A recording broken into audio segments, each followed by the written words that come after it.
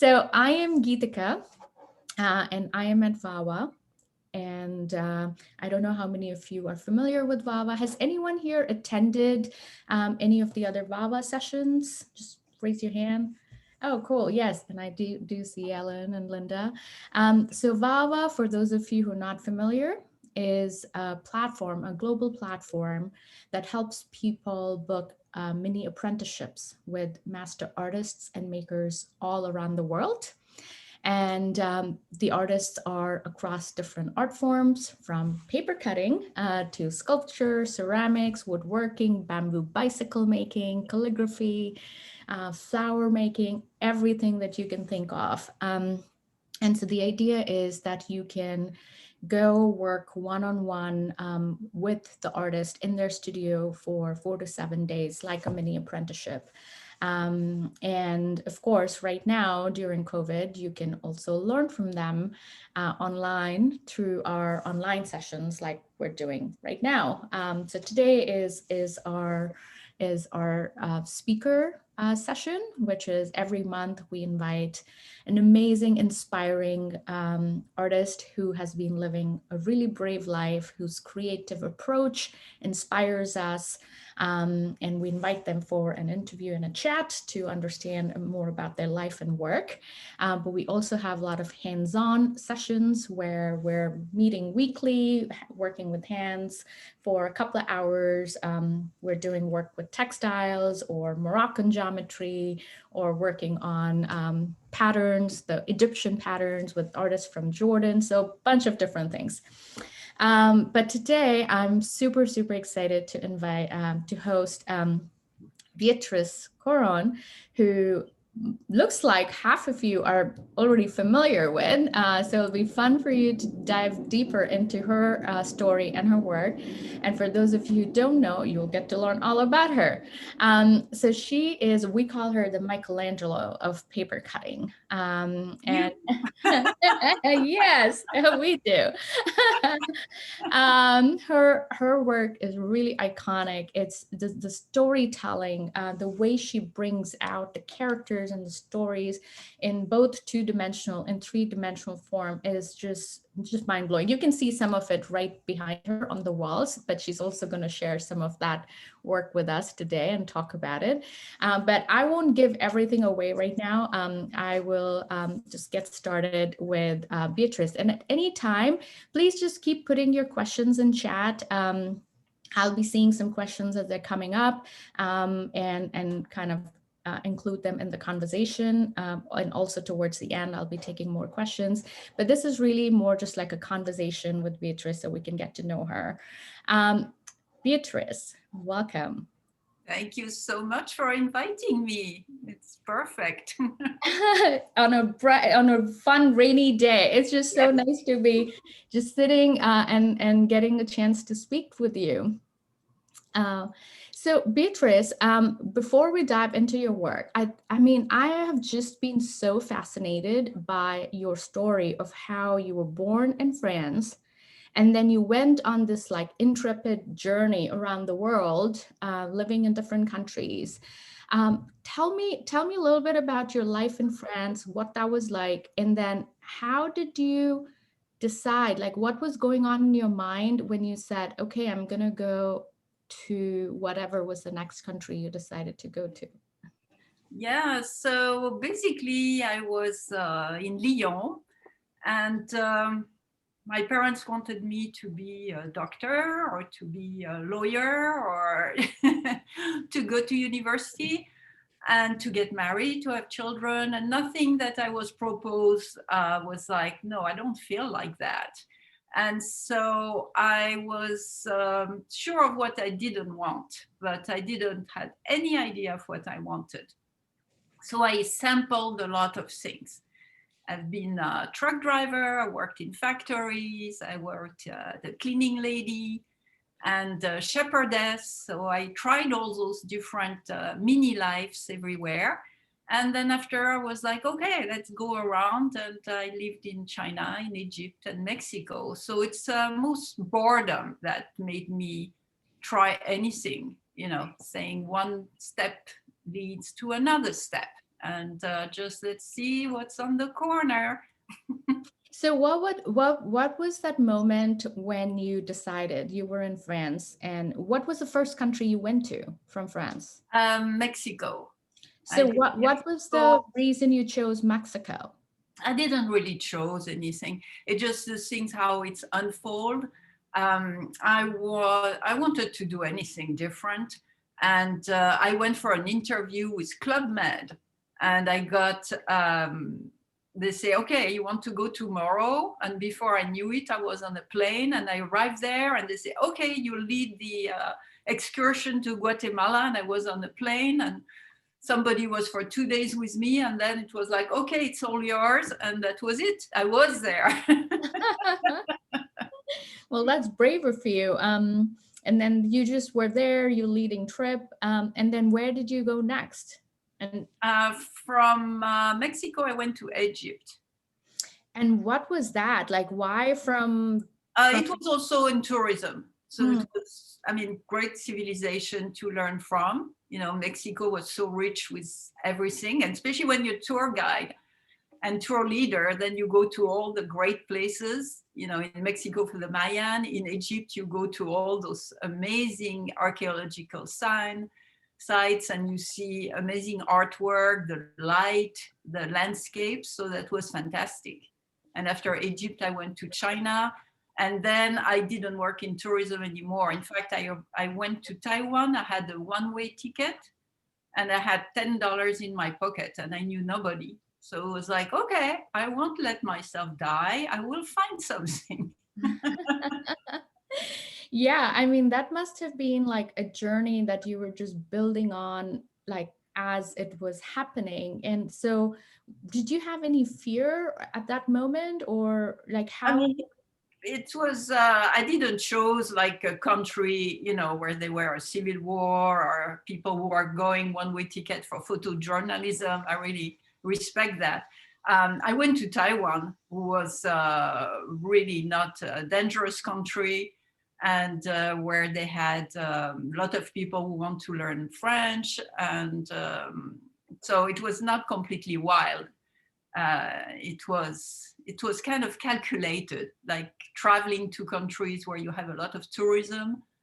You know, you will always find a place to be in between, to bring people from the tourist group somewhere and all that. So it's not completely jumping in a desert with a parachute. Yeah, yeah. Well, we are big travelers here at VAWA, and like we just love exploring cultures by being there. And you know what's fascinating is all the different learnings that you get, not just about that place and culture, but also about yourself, and how you relate to the world, to the people around you. And were there any such learnings that like really shaped you the way you are today? Sure.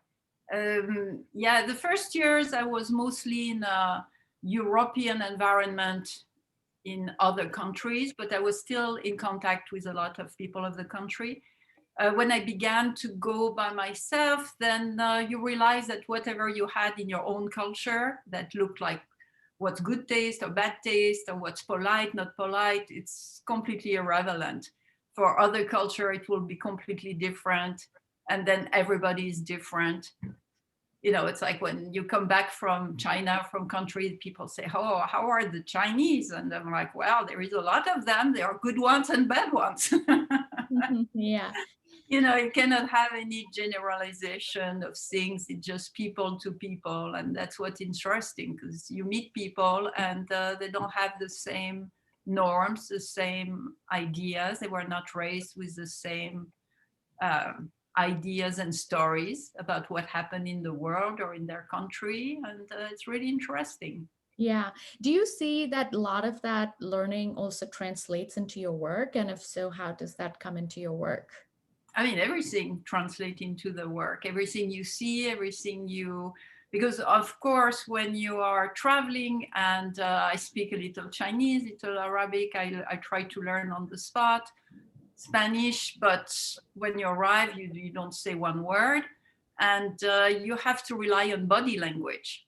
So, and I always love to look at people because there is so little you say with words. I mean, sometimes you say a lot with words, but there is a kind of different language from words to body language. So Yeah. I always like to look at people, and very often I watch TV without the sound because I like also to watch TVs without sound. So you can just look at the story Mm, with, and definitely I'm interested in movements and capture of the body language of the relation between people. yeah, that's beautiful. Yeah, we see a lot of movement in your work, and we'll talk a little bit more about that in a bit. So now you were traveling, and then you decided you wanted to come to United States. What prompted that? Not really. I was more interested to stay in China or mainland China, but in fact, I met somebody, and that somebody was American, and that's why I'm here. Love always takes us places. Yes, yeah, absolutely. So I that's why I came to the States, and at first I was like, oh, I don't know about America. It's you know, the bad big country, imperialism and all that. And then after, when I was in New York, it was different because in New York you can be in Egypt, you can be in Mexico, you can be in China. And that was already something I was doing when traveling. If I was in Japan or any place in Europe, I don't know the language, I always have to find a Chinatown because I always feel a little at home. Yeah. But otherwise, then I began to learn about the country and the people, and here I am, Here and you I love are. it. And at that time, you were not making art, were you? No, Um, I was not. and so Oh, how did that whole journey, like now you've arrived in New York, it seems you were also doing tours in New York, and then what happened? How did you transition into becoming an artist? so when I arrived in New York, so I did also small jobs like courier and bringing mails by foot or by bike. And then I worked in a bookstore, the French bookstore at Rockefeller Center. It was a lot of fun, love books. And then after, I began to be a tour guide in New York. And I did that for maybe 20 years. So it was also a great way to see people discovering the country and learn about more aspect of the architecture, about the museums, about everything about New York. And then after, I began to be a little bored with the process, and it was all freelance work. And I always wanted to be an artist. When I went a little, like 6 months, to a school of art in Lyon in France. And then after, it was a little too elitist for me, the art world. And then that's why I went to work in factories. And and then after, when I began to be bored again, I was like, okay, there is no repetition or rehearsal to the whole story. So if I want to be an artist, I just have to jump in. And I started to drop my portfolio. I wanted to be an illustrator because I thought it was like guiding. You know, you just do a little jig for here or there, and it doesn't really matter if it's you or anybody else. But I didn't realize it's a whole universe of people who Mhm. went in the same schools and know the art directors that have the whole thing. So I didn't get many illustration jobs, but I got some. And then after, I began to make my portfolio, and people say, oh, you're doing artist books. And I was like, what is that? And that's how I met the people at the Center for Book Art and fell in love with artist book and stories made with images, sometimes words or not. And that was a big interest. And I began to sell artist book to collections and to collectors and museums. And from there, with the artist book, because it's paper, but it's dimensional, it can stand. I was like, oh, it's like a fence, or it's like a sculpture. So I began to apply for public art. And I stick with things when I want something. So I was like, okay, let's try, but try 200%. So I stayed on it, and I think it was more than 8 years or 9 years before I got my first public art commission. So that was 8 years of rejection, at least. And that doesn't stop me. It just, I don't know. I get angry, and I just get more determined that I will keep on. Wow. I heard so many things that you said that I want to dive into more. You said, when I try 100%. Yes. I mean, how profound is that? Like most of us, I mean, I'm more trying 200%. Yeah, most of us try, and like, you know, and then we of course face the challenge and the struggle, and this has been more evident in these times right now, more so.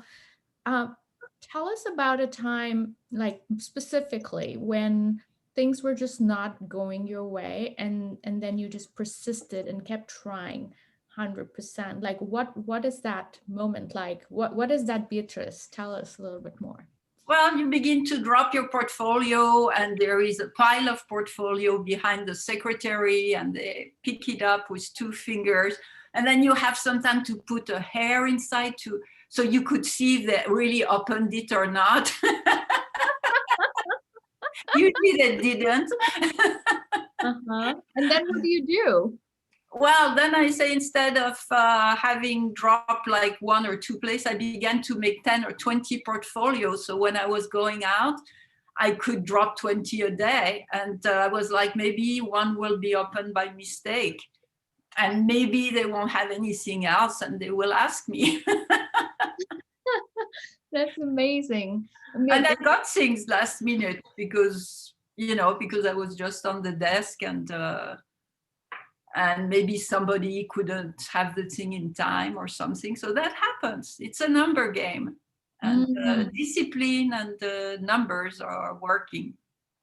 It's like the drop of water that keeps on going on the rock. At one point, it makes a dent. Not always the one you want, but it goes somewhere. Consistency and persistence. Yeah, I am very persistent.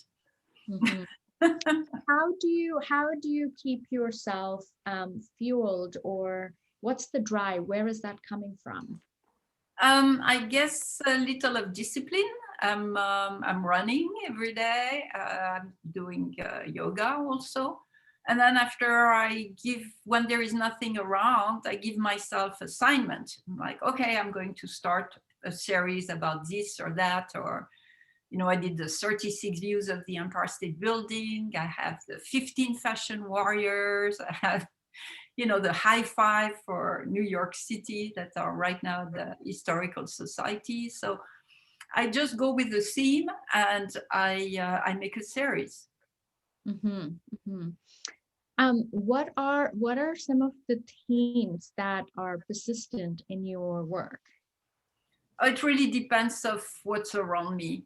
So if I go somewhere where there is a lot of palm tree, then I will make all those jungles. And if I'm in the city, so I make cityscape. If I go to travel, and I listen to podcasts, I like to read books. So it really depends of what you hear and what's in the air. So I did the fashion bugs when the coronavirus arrived. And now I'm starting a series about trans forms. So it will be all kind of ideas together. I have no idea what it will be. That's why I'm making it. Yeah. So tell us a little bit, like so you get inspired by the things that are going around you. And then what do you do? What's your next step? You just have to jump in a sketch or half-baked idea. And by working it, you begin to see what you like, what you don't like, and it starts. So it's why it's called practice for the art, because you just say 12 hours a day in your studio. And it's like a dough. It's like going at the gym, and you just go through it. And you try to attack an angle, and then after you do something else to refresh your eye, and you go back to it, and you say, no, that really sucks. and you try another angle, and then you think about what it means for, you know, and like, of course, with the transform, it's all the trans class, the transgender, and then it's all transformation from the Ovid.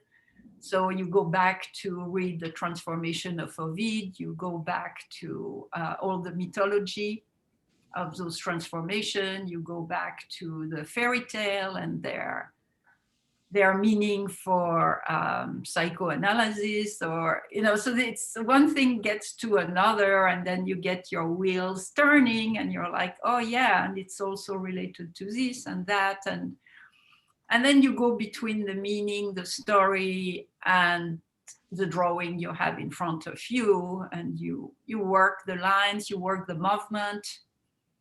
Yeah. You bring fuel to it, so it grows, and then you sleep. And I usually have ideas when I'm sleeping. I have a lot of dreams, so I have things that come to explore when I'm running or when I'm under the shower. You know, you have those little neurons that are ting, that makes little, yeah, this idea and this idea. Oh, that could be interesting. Sometimes it is, sometimes it's not, but it's work. Yes, yeah. And how do you decide on the scale and the form of your artwork? Because you make, and we'll dive into your work right after this, so more people can see. But you are creating two-dimensional forms. You're creating clothing, sculptures, public art. How do you decide the scale, or is that just like part of the commission requirement? There is commission requirements. Mm-hmm. There is artist book, and then after there is things like, I'm like, okay, it's a new series, I can do anything I want if it doesn't take space after to storage. And then I begin 3D and I have those things going out, and I'm like, no, I have to collapse it one way or another. So, so sometimes it doesn't develop the way you want, really. But the scale, it really depends on the material I have around. There is so many different components. Mm-hmm. Cool. Well, let's, yeah, I would love to see some of your work. I know you've put together a little presentation for us. Yes, I will share the screen, and it's, we'll go fast around it on my cut stories.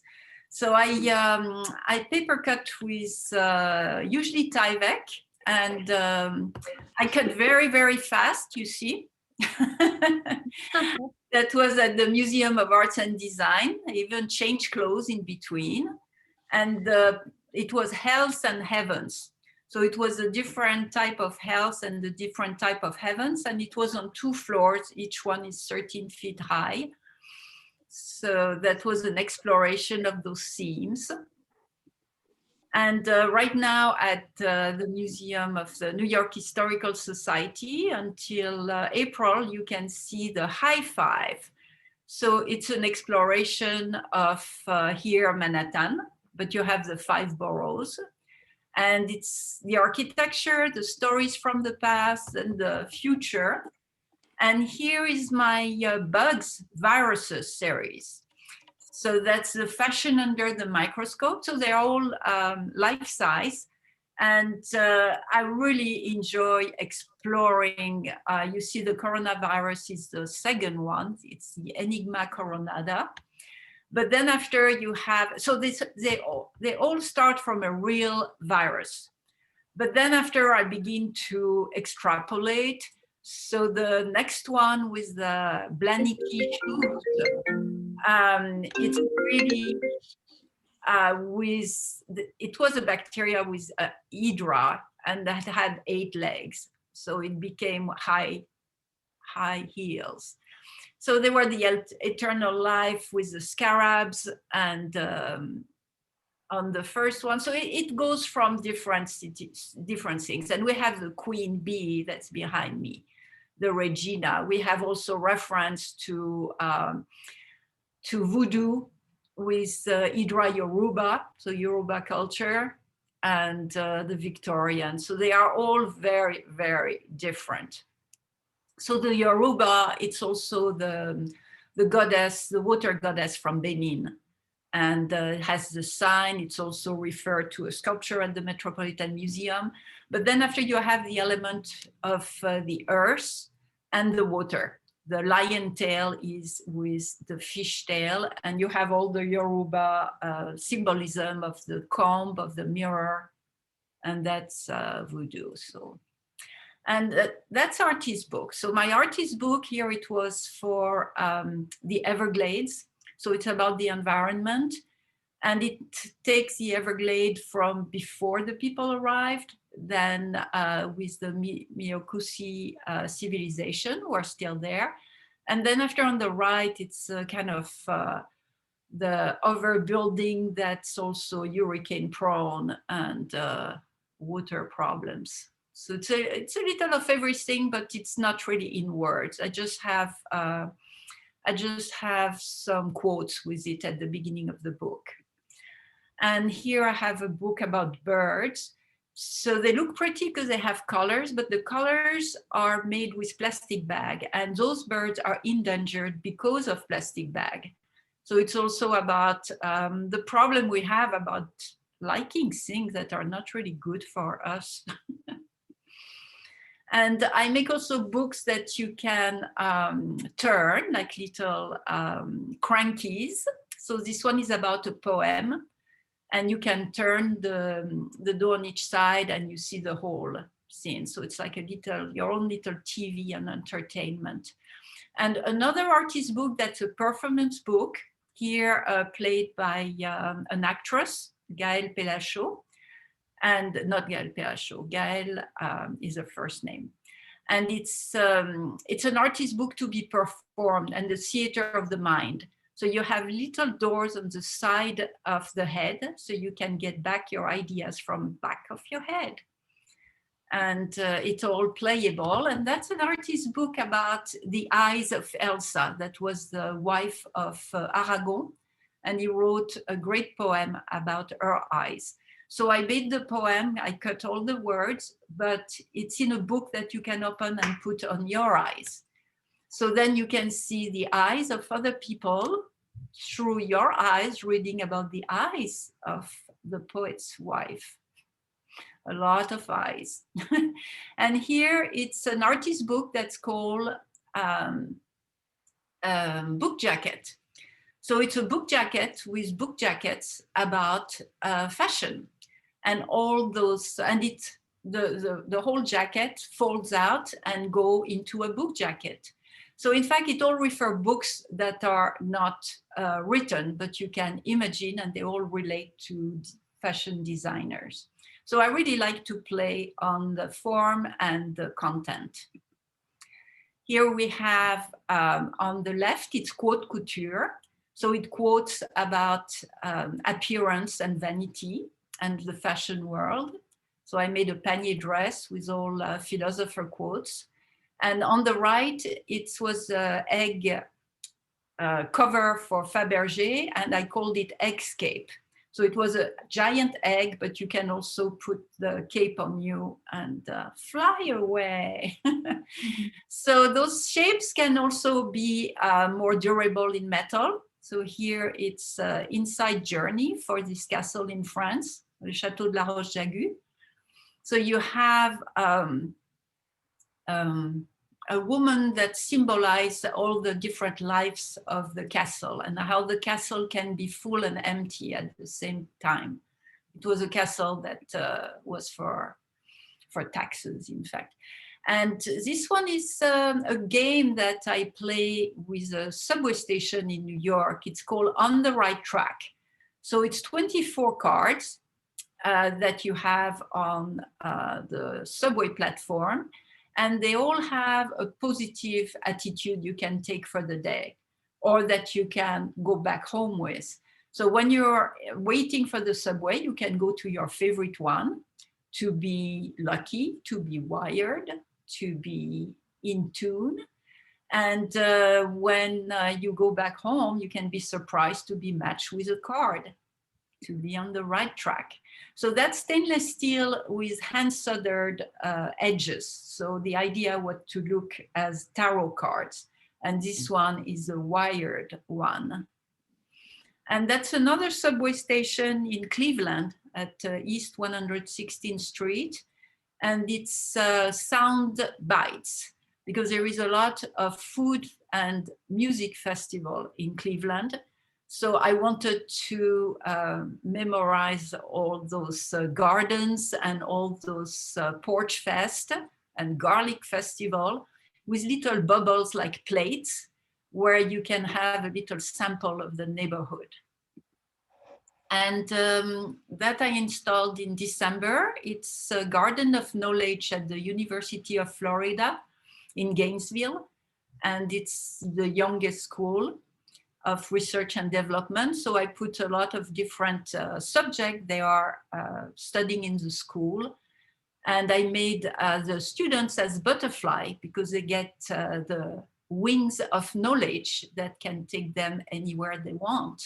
So it's all the story of being a bookworm, and all over the cut, you can see bookworms, and you read your studies, but that makes grow your butterfly wings, because it's all the power of transformation of education. And here it's McCormick headquarters in Maryland, in Huntsville, and Hunt Village. Well, can't remember. But anyway, it's a headquarter, and it's a whole mandala about the development and the mission of McCormick. And I just did another mandala for their Canadian headquarter. So it's interesting to research. Here is a Canadian one with, yeah, it's all different symbols and different herbs, and the value of sustainability and how the people work together. And here it's one of the last commissions I did for a city in France. So and it's funny because most of commission, I don't know the place. So people tell me what there is. I look on Google Earth, and I do research about the historical stories, and I put everything together in a probable, very improbable way. And here another way of making stories, it's to make animation. So I'll just play a few minutes. So that's the castle in France.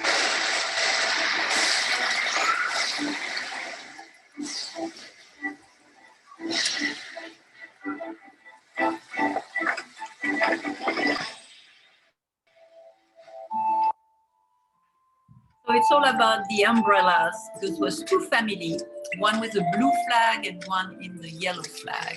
And it's in Brittany, so I use the umbrella to travel on the story.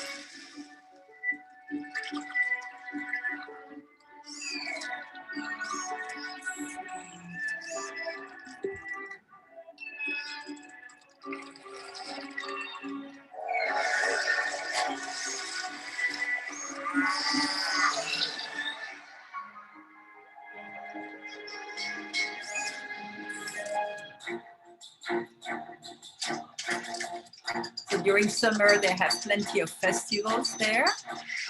And I included my sculpture.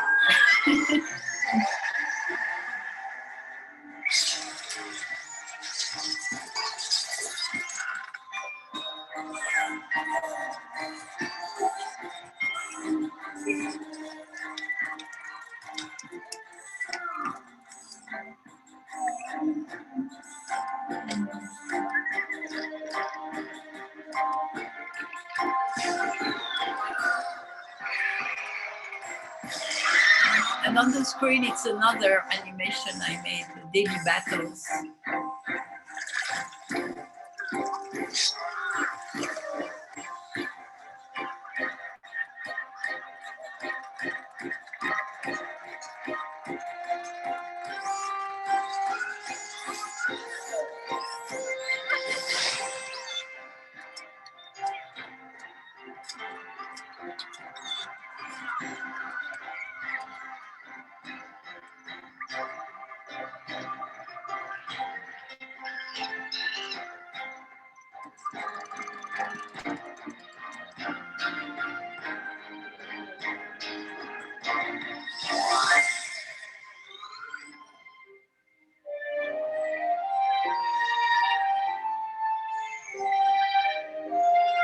Well, I went to the end of the movie because I guess I really like the music too, and that's That's thanks to Geneva Film. So that's yeah. So that's really interesting to do collaborations with other people. So that's my studio where we are now, and you can see this movie and the other animation on YouTube, so they are accessible to all. Wow, that your work is so dreamy.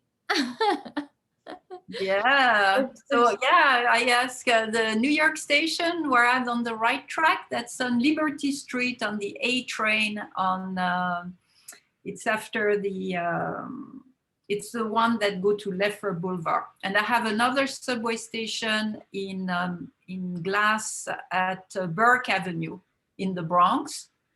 I have another station in Chicago in on the pink line that became a blue line, Costner Station, and one in Los Angeles, and I don't remember the name, but it's all on my website. And then there's another question by Celeste. Do you work with Atlears who manufacture your metal pieces? Yes.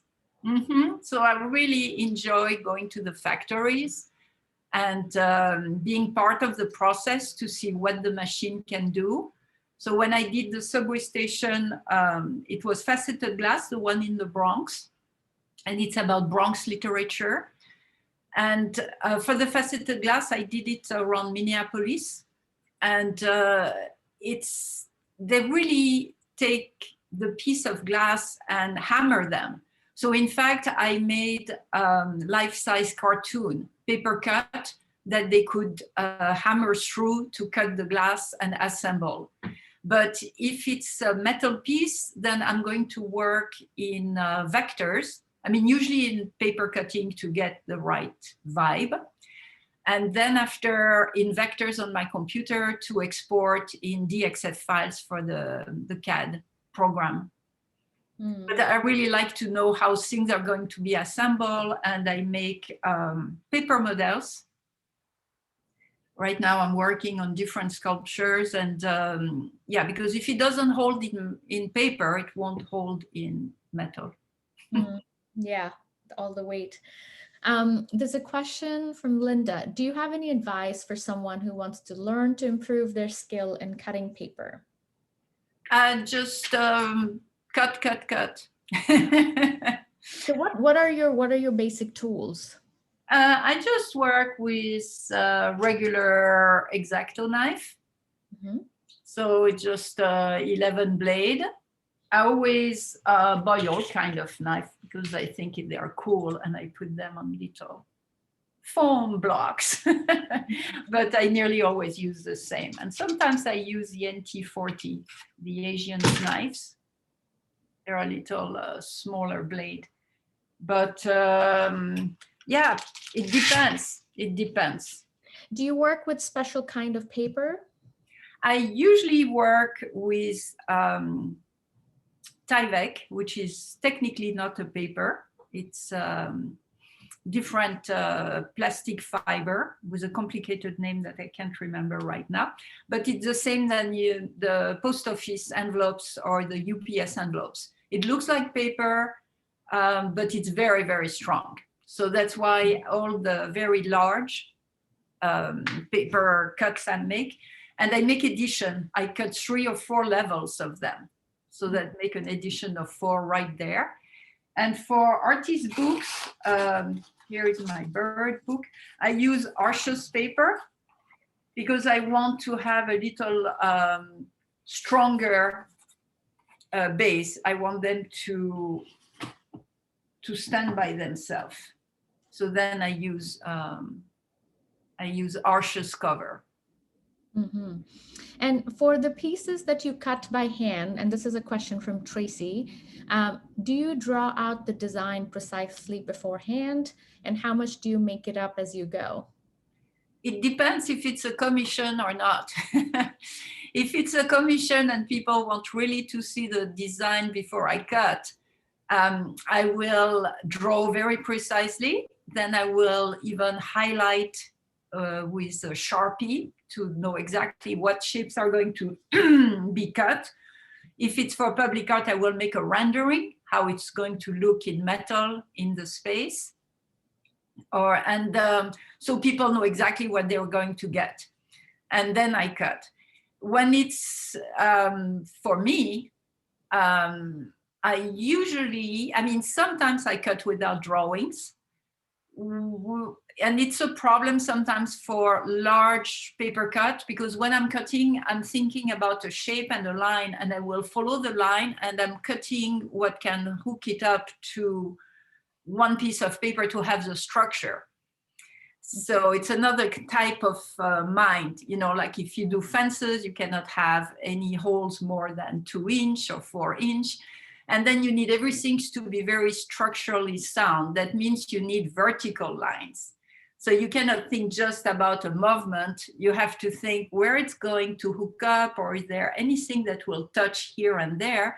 So I can just hold it with 2 magnets when it's a paper cut, and I can roll it and there is no problem. So then for that, I do drawings. And when it's for me, I do million drawings. I have million of lines, and they are, because it's energy lines. I mean, in fact, I have one on the side. I even don't know if you can see it. It's, no, you cannot really see that drawing, but it's the start. It's all these energy lines where ideas are. And I really, when I'm beginning to cut, I'm going one direction or another. I have no idea what will come up. How are you building the story as you're going? The story, I have a lot of stories that already have start of stories because of a movie or a book or a poem, and other things that ideas you get from listening to the news or reading an article. So it's like little spark here and there. And then after you try to think about what it relates to.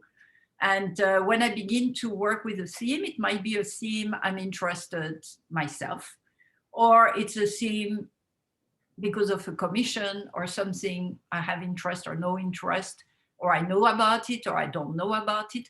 So there is, imagination is like a muscle. You can really work it. And one way to work it, for me, it's the image and the words, the representation of things from one culture or from another culture. So in fact, I have most of my books, I have huge rows of dictionaries, and I have dictionaries of expressions. I have analogic dictionaries from English to Spanish to French. I have dictionaries of I have Turkish, Egyptian, all kind of things, Chinese. And I have also dictionaries of words for the body or for the food or precious words. I have synonyms. I have slang dictionaries. I have a lot of slang dictionaries. I love them. And so with the idiomatic expressions, you begin to read about what is about a word and how it is about an image and about the subject. So you go through the words, and each word brings to other words, and then you build it up saying, oh yeah, it's related to that, or there is this legend. And I have also a lot of dictionaries of symbols. So mythology, of course. Great stories. Yeah, I mean, there's so much mythology in your work. What's the what do you think is the relationship of mythology in your current work, and how do you see that as an important aspect in a lot of the work as we move forward? Because I feel like we're living in times where we're kind of building our own mythology.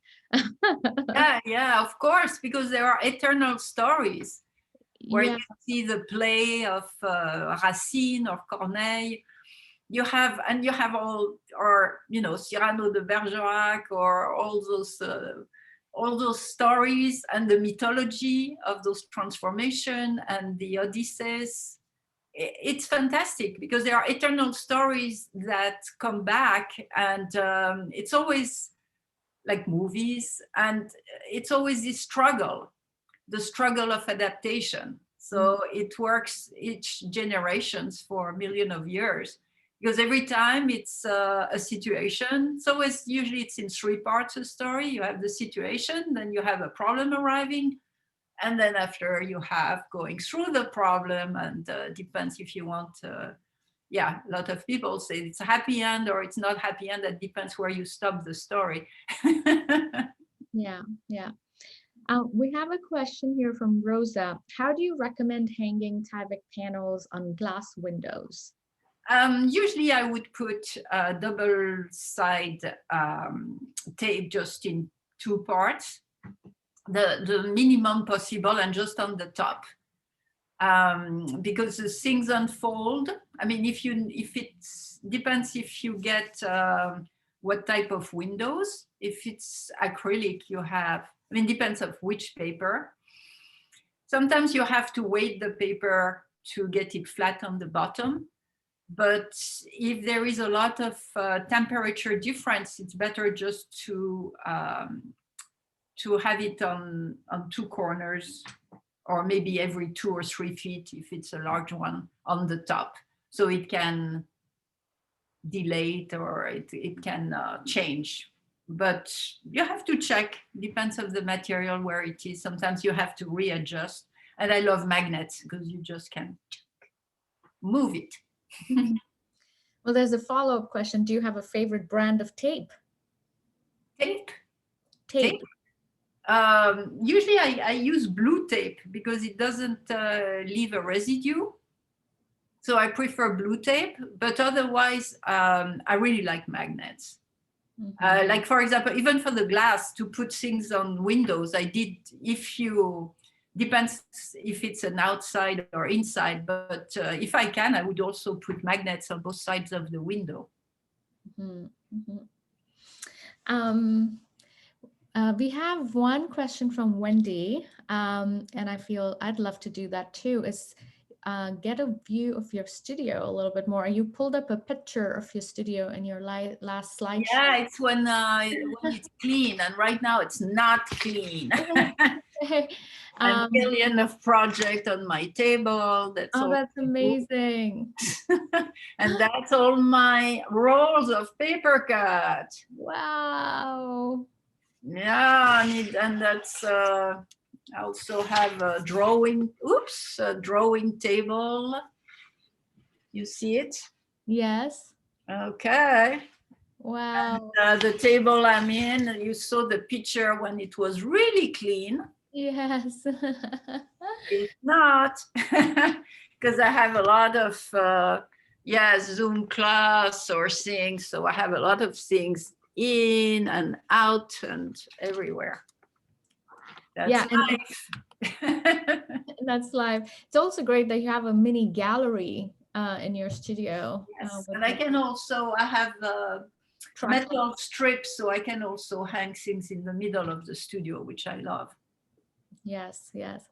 Well, one of the things you talk a lot about in your work is movement, and it seems it's a very important aspect of your personal life as well. Tell us a little bit about that. Well, everything moves. Our planet moves. We are moving. Our body moves. We have always our heartbeat, our breathing. So everything is movement everywhere. There is nothing static. And even on any situation, it's just a situation at one time. And before it's not that, after it's not that. So everything is on its own orbit. So I love that about life, because nothing is static, never. So to catch a moment into a static image, it's a challenge, because there is so many components, and it's always about making photograph or movies. It's all about isolating a little frame of something, a little sample that will make a trigger into your memory to remember the whole scene. And I find that fascinating, because the silhouette I make in movement, it's just to recall emotions.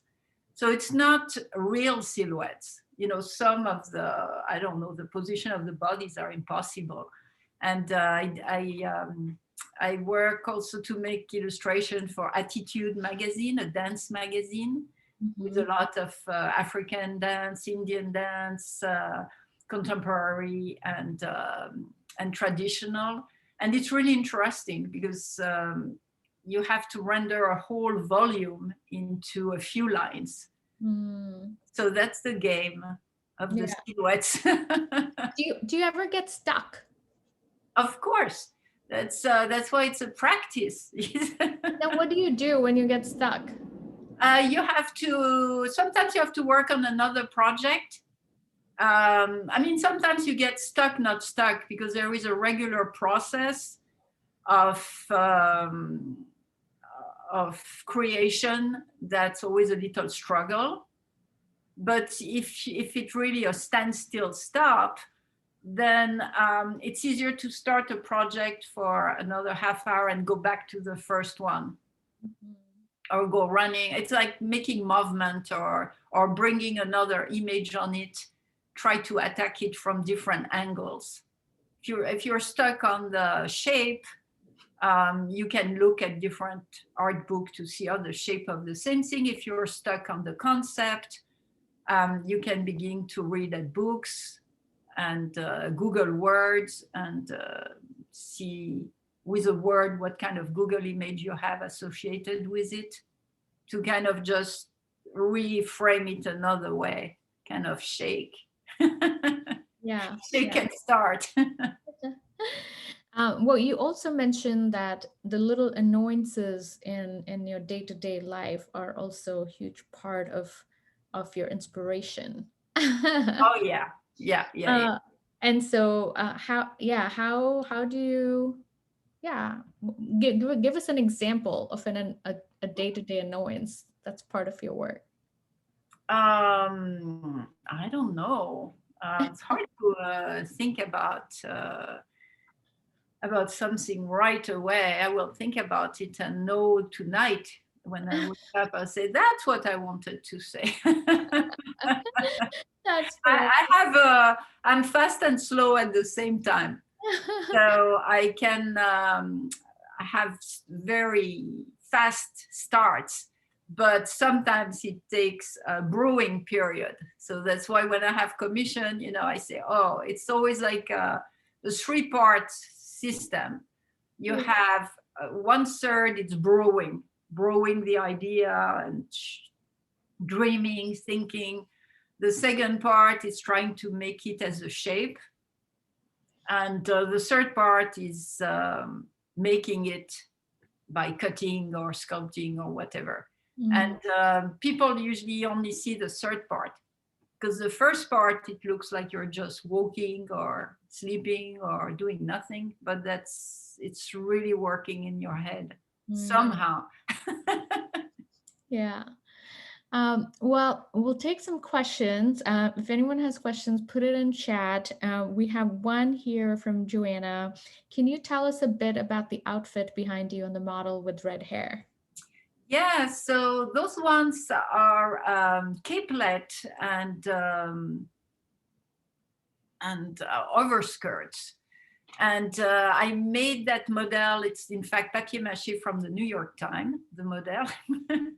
And it's I'm always playing with shapes, so I put different shapes to think about it as artist books, as a structure. And I really love also clothes, because it's going from 2D to 3D.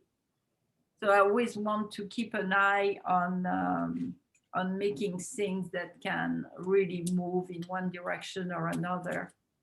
So that's that's the idea of having things around.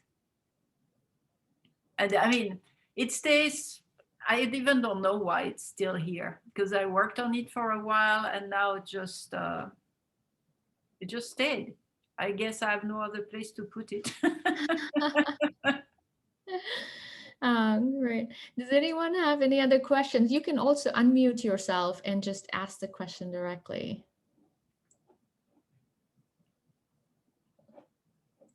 Anybody?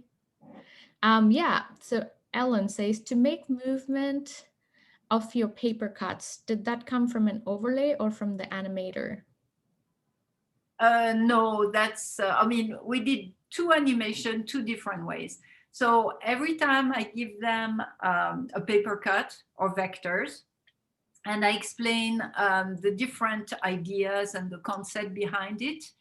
So both of the movies were made on computer, but one, the animator, Geneva Film, chose to make mutation from one drawing to another without any movement. It's just like a close up and a close out. It's the Daily Battles ones.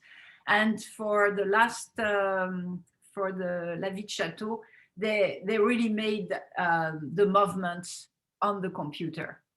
So that part, it's always, I give a little scenario, I give them the paper cut, explain the concept and the story, but then after they make their magic and it's great. Well, wonderful. Well, we're coming at time. There's just one last question. Okay, two more that I'll take. Linda, do you ever teach workshops? The answer is yes. Where can people find your workshops? And hopefully we'll host one at VAWAA as well. Yes. And I have my calendar page on my computer, on my website, beatricecoron.com, and that's where I know where I'm teaching next by looking at it. So that's my calendar page, and I put all the different things that are coming up on that page. And right now I have a lot of Zoom workshops, but hopefully we'll get into the in-person workshops very soon. Yes, and all of you who are interested in those in-person workshops, since Beatrice is a VAWAA artist, she offers a VAWAA where you can go and learn from her in the studio.